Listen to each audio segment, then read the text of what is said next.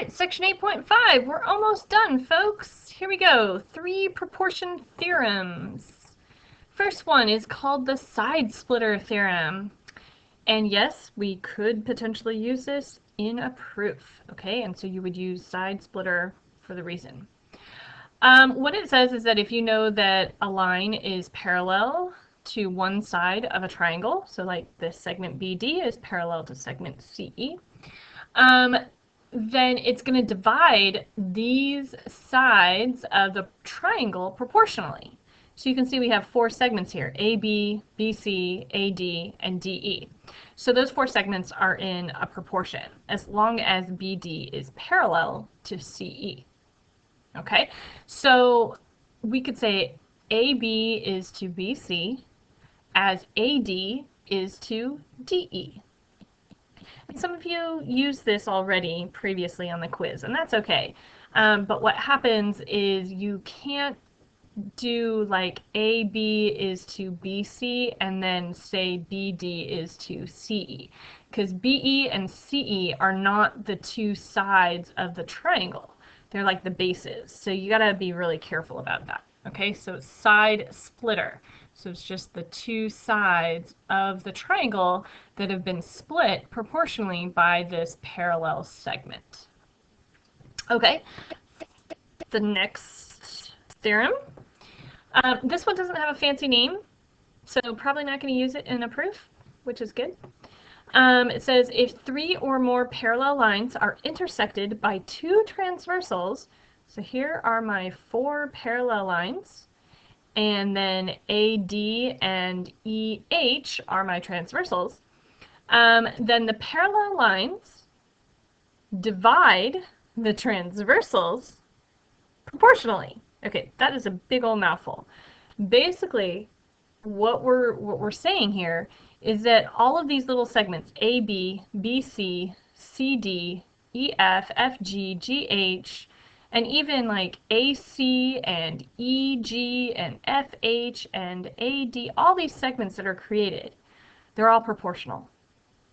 So you can come up with a ton of different proportions that you would want to do for this particular diagram. You just have to go with what is given to you and what it is that you're looking to find. So for example, one proportion that I could come up with is I could say that AB is to CD, so this little segment here, as EF, which matches up with AB, is to GH, which matches up with CD. So that's one proportion I could use. Another one I could have come up with, I could have said that AB is to AD, the whole length, as EF, this little bit, is to the whole length of EH. Another one I could have done, I could have said BC is to CD as FG is to GH. So you can see there's a lot of different possibilities here. I'm not going to list them all out because there's just too many. Okay, so that's theorem 66. Next one, last one. Theorem 67 is the angle bisector theorem. And see, this is why when we wanted to say definition of bisect, we couldn't say angle bisector theorem. What it says is that if you know one of the angles of a triangle have been bisected, so this would have to have been known to you, either that these 2 angles are congruent or they tell you that AD bisects angle BAC, then you know that it divides the opposite side, here's the opposite side, BC, into 2 segments, BD and DC, that are proportional to the adjacent sides. Well, AB is an adjacent side and AC is an adjacent side. So basically we have 4 segments here, BD, DC, and then AB and AC. And so you can form a proportion with those 4 segments. So the proportion that you would come up with, hello, there it is that BD is to DC as AB is to AC. And I know that AB comes on top because AB is connected to the BD. So you can see that they both have B in common. And since BD was on top, AB has to be on top. And then DC was on the bottom, so AC has to be on the bottom down here. Once again, a couple different ways you could have written the proportion, right? We could have done AB is to BD, and then we could have done AC is to DC. So Lots of different ways you could do this, right? Okay, so let's actually do 3 examples, one for each of our theorems. Here's the first one. This one's going to use our side splitter theorem. It's asking us to find x and y. So here's x over here, and there's y down there. And they've given us that BE and CD are parallel. So using our side splitter theorem, we can use the 4 and the 2 and the 7 and the x to come up with a proportion. So 4 is to 2 as 7 is to x. We cross multiply and we solve, we get x equals 7/2. Okay, so now here's the tricky part. You got to be really careful not to fall into the trap. You can't do 4 is to 2 as 5 is to y. Okay, because this is the entire base of the little triangle. This is the entire base of the large triangle. While AB is the entire side of the little triangle, 2 is not the entire side of the big triangle, AC right here. So we do actually have to figure out what AC is.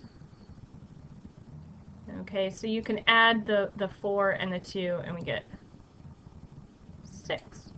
Okay, so what we're going to do is we're going to set up a proportion. We're actually going to do 4 is to 6. So we're going to do side is to side, and then we're going to do base is to base, 5 is to y. So here we go, 4 is to 6 as 5 is to y. You cross multiply and you get y equals 15/2. So just be really careful about that, don't fall into the trap. Okay, all right, let's get rid of this and move on to the next example. Okay, so here's that theorem with no name. It is asking us to figure out what Km is. So Km is right here. I've already labeled it with X. They've told us that Kp, this whole entire length right here, is 24. So pretty much each of these 3 segments match up with each of those 3 segments, but this entire segment also matches up with that entire segment. So we can say X is to 5 as 24 is to 15. And so there's my proportion. And if I simplify and solve, I get x equals 8. So it's 8. Yay.